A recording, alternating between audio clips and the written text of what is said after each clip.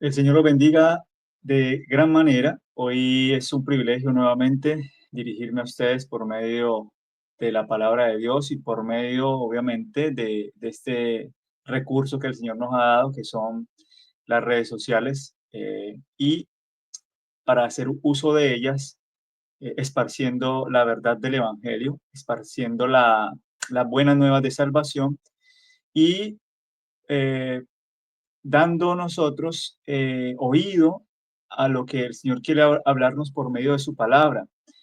No hay nada más seguro que nosotros podamos tener que realmente escuchar la palabra de Dios. No hay otra seguridad. Y es por eso que con gozo me dirijo a ustedes, porque así lo dice la palabra de Dios. El Evangelio de Dios es poder de salvación para todo aquel que cree. Así que todo aquel que escucha la palabra de Dios realmente va a poder experimentar el poder de la salvación, que no es otra cosa que el poder de Cristo en nosotros, obrando por medio de su gracia para transformar nuestros corazones. Y eso es definitivamente importante porque Jeremías capítulo 17 dice que nuestro corazón es malo y perverso. En otras palabras, el ser humano, por causa del pecado, eh, ha nacido con una naturaleza pecaminosa, con tendencias al mal, y resulta en un corazón endurecido que no quiere escuchar la voz de Dios y que simplemente quiere seguir sus propios caminos y su propia sabiduría. De modo que en nuestra sabiduría nosotros simplemente tendemos a escoger caminos que son de muerte, caminos que parecen prudentes, parece que hay caminos que al hombre le parecen correctos, dice el sabio Salomón, pero dice el Salomón que al final estos son caminos de muerte. De manera que nosotros como seres humanos no estamos destinados a perdernos y tampoco estamos destinados a salvarnos como si Dios hubiese predestinado a unos para una cosa y a otros para otra. Está en la voluntad del ser humano si resiste el amor de Dios demostrado en la cruz del Calvario, si cede a la atracción de la cruz, si no se opone a lo que Cristo ya hizo por toda la humanidad, o si se resiste a esto, pues realmente va a ser evidente en el día final cuando el Señor venga por segunda vez, que está muy pronto a venir. Los eventos proféticos se han desarrollado y se están desarrollando de manera que estamos viendo la evidencia de que Dios está preparando a un pueblo que está experimentando el poder del Espíritu Santo a través de la predicación de un mensaje que es el mensaje del Evangelio eterno, el mensaje de la justificación por la fe, un mensaje que nos muestra a nosotros la incapacidad humana, pero que también nos revela a nosotros el poder de Dios que echa por tierra la gloria del hombre y que hace por el hombre lo que éste no puede hacer por sí mismo. En otras palabras, el Evangelio muestra que si el hombre ha escogido un camino, Dios puede enderezar ese camino por sendas de justicia. Si el ser humano no se resiste, pero resistiéndose a esto, pues precisamente va a tener el resultado de la perdición, que es una elección de cada persona. No es que Dios así lo quiera. Cada persona elige su destino. Aparentemente ahora estamos en un mundo en el cual las circunstancias no parecen tan difíciles como nosotros esperáramos, pero vendrá un tiempo en el cual el ser humano tendrá que decidir si va en pos del Dios todopoderoso, del Dios verdadero, o de falsos maestros, de falsos ministros y de falsos cristos que aparecerán engañando aún si fuese posible a los escogidos. De manera que vamos a orar para que podamos nosotros comprender cuál es la voluntad de Dios de acuerdo a las escrituras. Vamos a orar. Padre nuestro que estás en los cielos, Señor, agradecemos a ti por tu palabra santa, pues no hay otra seguridad más que las sagradas escrituras que nos muestran tu voluntad, Señor. El ser humano puede escribir muchos libros, puede filosofar e interpretar y dar muchas demostraciones de su elocuencia, pero no hay sabiduría en el ser humano. Solamente tú eres el Dios vivo y a través de la creación podemos ver el poder de tu palabra y eso es una evidencia clara de que hay un Dios que existe y que hay un Salvador que dio todo por la humanidad para que todo aquel que en él crea no se pierda y tenga vida eterna. Señor, por favor, muéstranos a Cristo y su justicia y podamos nosotros ser realmente transformados por tu gracia, pues Señor, es una promesa que usted nos ha dado y es la promesa dada por medio de tu Santo Espíritu, Señor. Pues te lo pedimos en el nombre de Jesús. Amén. Bueno, nosotros queremos en esta tarde, o yo por lo menos en esta tarde, quiero que ustedes puedan ir a sus Biblias y puedan buscar en el libro de Mateo, en el capítulo 7 y en el versículo 21. Es un versículo muy claro, es un versículo muy contundente, es un versículo que nos muestra a nosotros realmente en palabras del Señor lo que Él manifiesta a aquellos que, que de manera abierta pues nombran o exclaman su nombre, pronuncian su nombre como profesando ser cristianos o creyentes del Evangelio. Y a aquellos, el Señor les dice las siguientes palabras. En su contexto, el Señor ha hablado acerca de la oración, acerca de la puerta estrecha, aquella puerta que aparentemente es un camino difícil, pero que el Señor dice que la carga del Señor es liviana. No es que la puerta estrecha o el camino del cristiano sea un camino difícil y pedregoso, no. El Evangelio llevado de la manera en como Cristo lo enseña es realmente un camino de salvación y de gozo. Es fácil salvarse, pero es difícil perderse si entendemos cuán buenas nuevas son las buenas de salvación.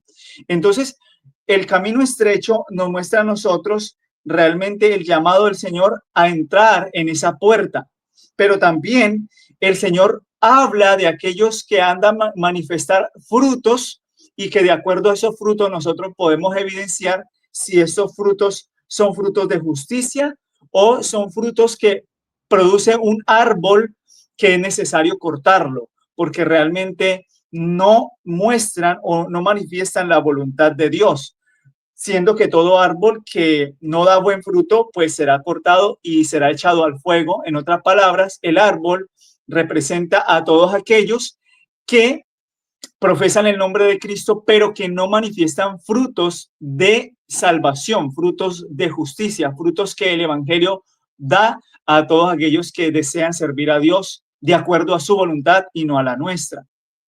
Es por eso que el Señor en el versículo 21 dice, no todo el que me dice, Señor, Señor, entrará en el reino de los cielos, sino el que hace la voluntad de mi Padre que está en los cielos. Mateo 7, 21.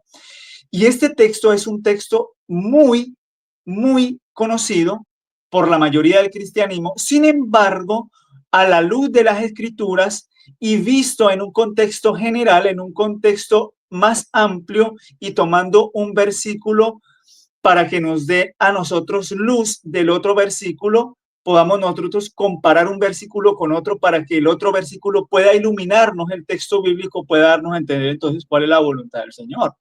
Porque si aquí se nos dice, no todo el que me dice Señor, Señor, pues hay muchos, dice el Señor, que nombran y manifiestan profesar el cristianismo. Hay muchos en el mundo que dicen, Señor, yo soy un siervo tuyo, yo he aceptado a Cristo, yo creo en Cristo como mi Salvador, pero el Señor dice, no todo el que me dice Señor, Señor va a entrar al reino de los cielos. En otras palabras, cuando Cristo venga, muchos de los que han profesado el nombre de Cristo, pues serán echados fuera. No podrán entrar, puesto que han rechazado realmente la voluntad del Señor. Pues el Señor dice, muchos me dirán aquel día, Señor, no profetizamos en tu nombre echamos fuera demonios, en tu nombre hicimos muchos milagros. Entonces les diré o les declararé, nunca os conocí, apartaos de mí, hacedores de maldad. Y esta palabra, hacedores de maldad, es la palabra anomía o es la palabra sin ley, es decir, transgresores de la ley. Personas que han profesado el nombre del Señor, pero que han sido hacedores de maldad o transgresores de la ley de Dios. En otras palabras, son personas que no han aceptado el verdadero evangelio, el nuevo pacto que el Señor nos muestra a nosotros como el pacto eterno, que incluye la promesa de escribir la ley en el corazón, en la mente, más directamente, como lo dice Jeremías capítulo 31, Hebreos capítulo 10, donde la promesa del Espíritu Santo es grabar la ley en la mente y en el corazón, de manera que aquellos que han profesado creer en Cristo y que dicen ser su Señor, pues realmente con su fruto manifiestan que no han conocido a Dios verdaderamente y no están haciendo su voluntad, no están haciendo la voluntad del Señor.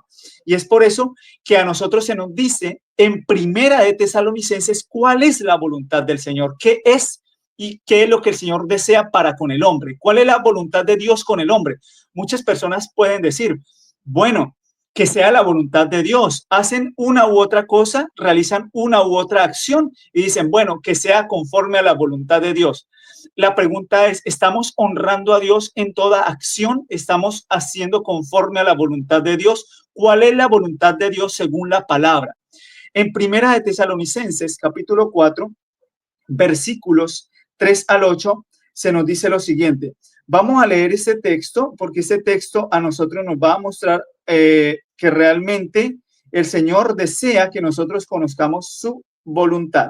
Así que vamos a ir a Primera de Tesalonicenses y vamos a leer el versículo, el capítulo 4 y los versículos 3 y 8. Noten lo que dice la palabra del Señor.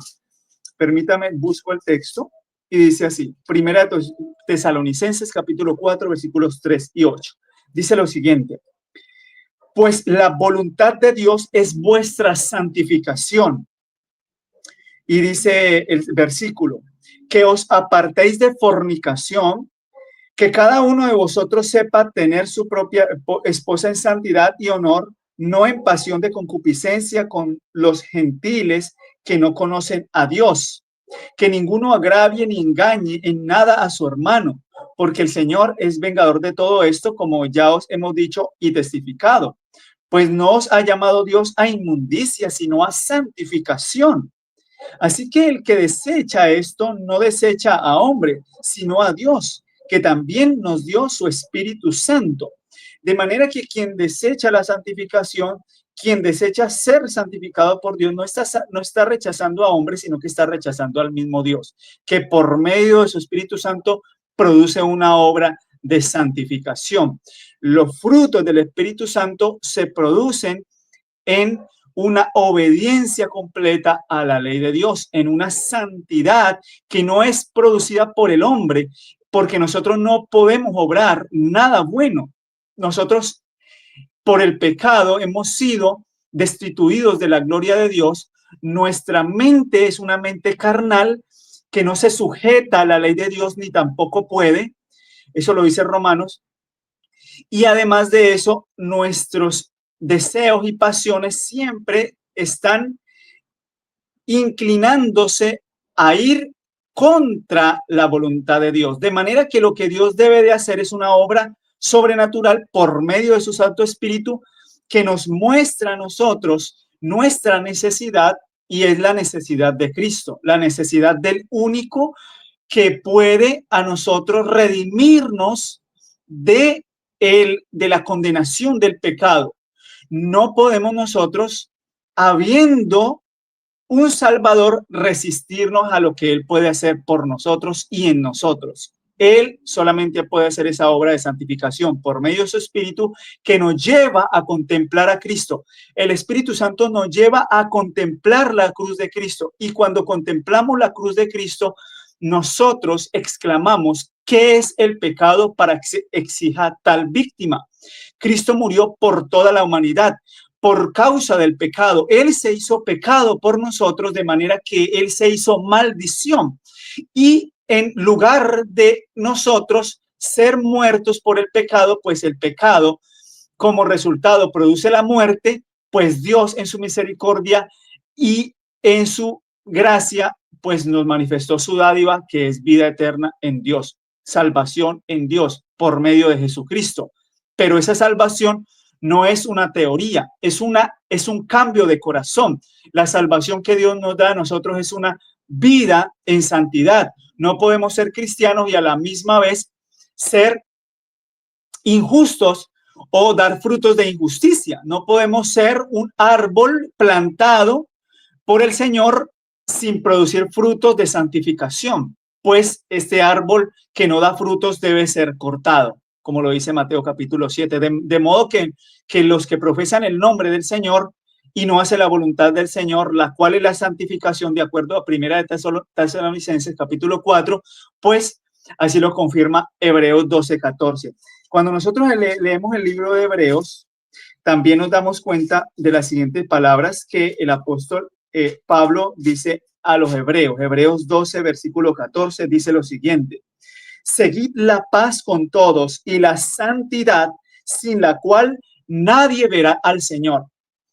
En otras palabras, todo aquel que por medio de la verdad, que por medio de escuchar el evangelio de la justicia de Cristo, todo aquel que por medio de aceptar a Cristo como su Salvador y como aquel que puede operar en el corazón para ponerlo en armonía con su santa ley, lo acepta, pues realmente va a poder experimentar la verdadera santidad que es manifestada en una obediencia que no proviene por el esfuerzo humano, sino por una obra hecha por el Espíritu Santo.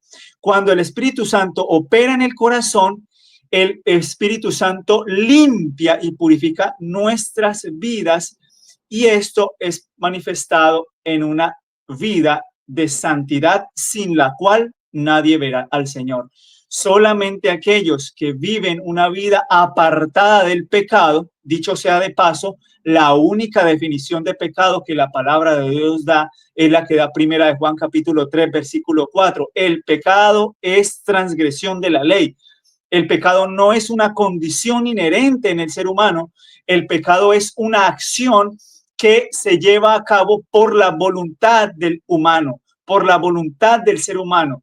Cuando nosotros cedemos a las concupiscencias y entonces estos deseos pecaminosos siendo consumados llevan a la acción y se produce el pecado, que sí resulta ser transgresión de la ley de Dios, de aquellas promesas. Se terminan rechazando las promesas habilitadoras de Dios dadas en Éxodo capítulo 20, donde el Señor expresa 10 promesas para que el ser humano las escuche y esta promesa del Señor lo habilite para obedecer.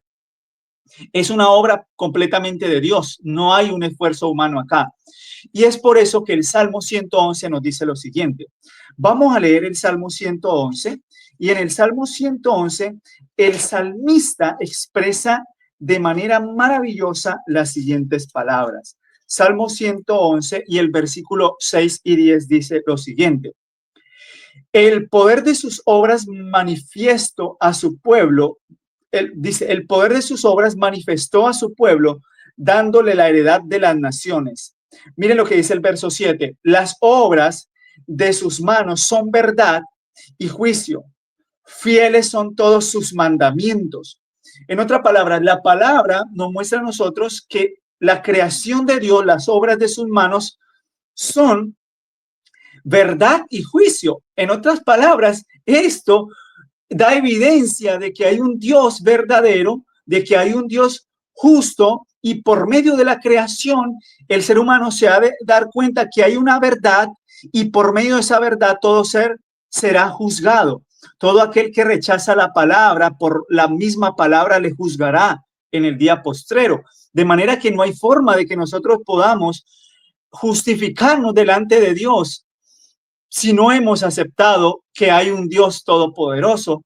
Y además de eso nos manifiesta que los fieles son todos sus mandamientos. Dice el verso 8 del Salmo 111, afirmados eternamente y para siempre, hechos en verdad y en rectitud. En otras palabras, la ley de Dios es verdad y son expresados en rectitud. No hay sendas torcidas en los caminos del Señor.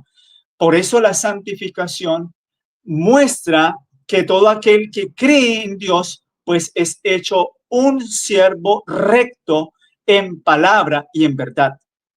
Así que esto también nos lo dice Segunda de Corintios en el capítulo 5, verso 21. Segunda de Corintios, capítulo 5, versículo 21, nos dice lo siguiente. Notemos lo que dice el Señor en Segunda de Corintios, capítulo 5, versículo 21. Dice, al que no conoció pecado, por nosotros lo hizo pecado. Está hablando de Cristo como el Salvador.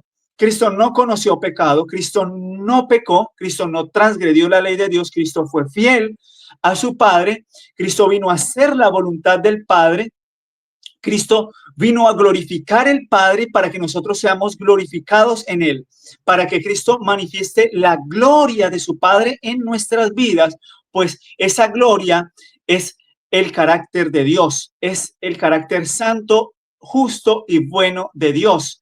Y es ahí donde nosotros vemos que Cristo, aquel que no hizo pecado, por nosotros se hizo pecado. Cristo, como decíamos anteriormente, tomó nuestros pecados, cargó nuestras aflicciones. Cristo se hizo un pecador por nosotros. No habiendo él pecado, él tomó los pecados de la humanidad. De manera que él pagó el precio de nuestra condenación para que nosotros no seamos condenados, a menos que nosotros nos resistamos a esa gracia obrada en la cruz del Calvario y no cedamos a la influencia de su amor. ¿Y para qué? Para que fuésemos hechos justicia de Dios en él.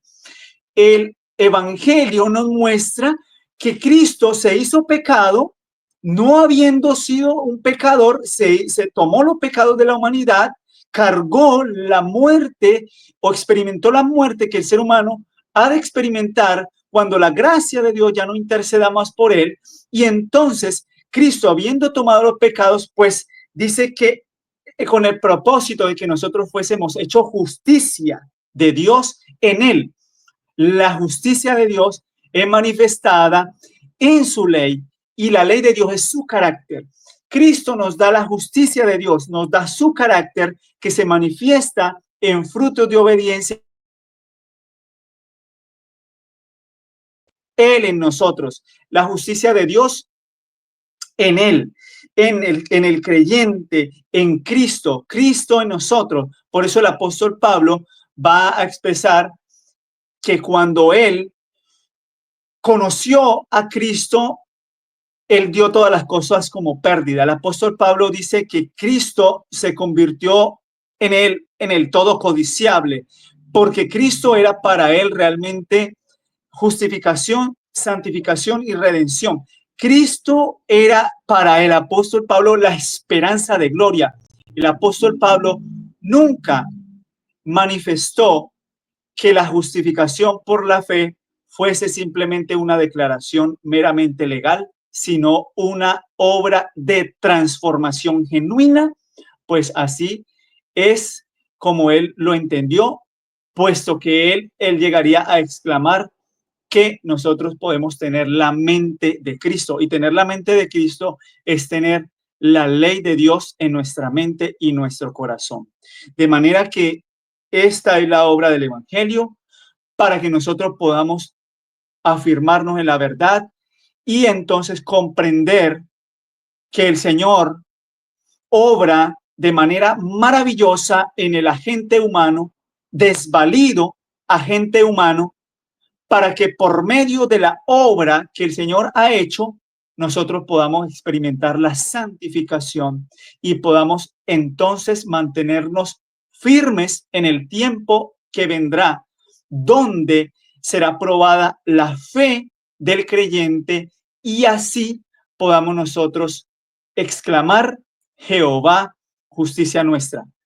Mientras tanto, nosotros hemos de experimentar la justicia de Cristo en nuestras vidas por medio de la fe, por medio del estudio de la palabra, por medio de la comprensión del Evangelio, por medio de una permanencia en Cristo Jesús, permitiendo que la palabra opere en nuestras mentes, permitiendo que la palabra creadora ponga en nosotros el carácter de Cristo, puesto que la palabra de Dios trae en sí misma el carácter y la vida de Dios. Él es el que hace en nosotros tanto el querer como el hacer por la buena voluntad. si no nos resistimos a la obra del poder del Evangelio, pues nosotros podremos resistir la prueba que se avecina delante de nosotros. Que el Señor nos sostenga y que su gracia nos transforme cada día más para que podamos reflejar el carácter de Cristo. Que el Señor les bendiga.